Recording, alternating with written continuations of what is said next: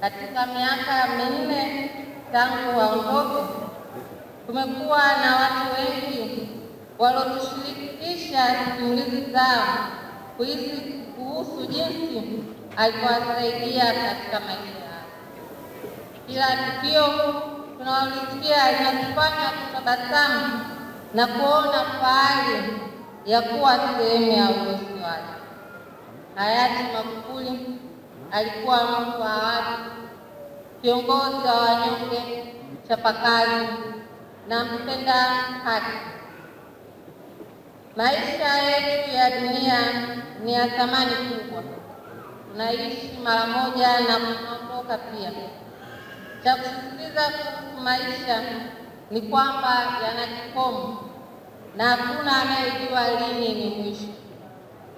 Baba yangu ndiye alinifungua macho na kunifanya nitambue kuwa huu mwisho wa ghafla wa maisha unatupasa kufanya tuishi kwa kusudi, na kusudi hilo lazima liwe kubwa.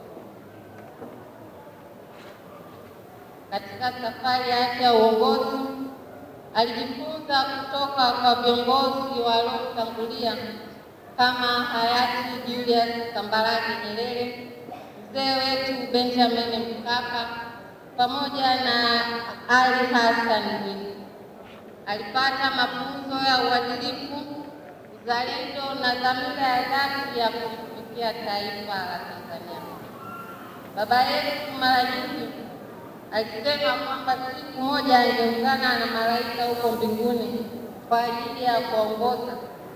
Nawaza tu kwamba jinsi anavyoweza kuwa na mazungumzo akiwa mbinguni na mzee wetu Nyerere, Mkapa pamoja na Mwinyi, wakikumbushana nyakati walizoliongoza taifa letu kwa uzalendo wa dhati.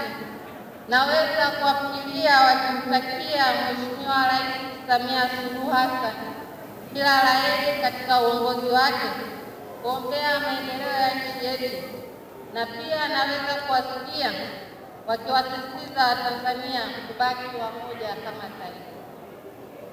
Kabla sijahitimisha, nataka niseme kwamba wengi mlimjua hayati Magufuli kama rais, lakini kwangu alikuwa baba.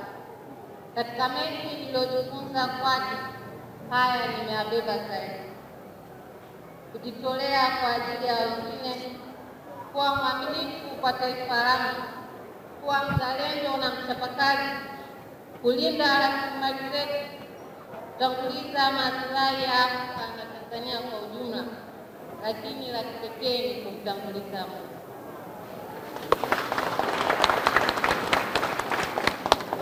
Baba yangu hayati Dr. John Magufuli alikuwa kiongozi wa kipekee katika karne ya 21. Kwangu alikuwa shujaa wa kisiasa, kiongozi mwenye dira na mtetezi wa wanyonge. Leo tuko hapa kusherehekea mchango wake katika taifa letu na maisha yetu, na pia kuendelea kutembea katika njia aliyotuonyesha ili kuheshimu kumbukumbu yake.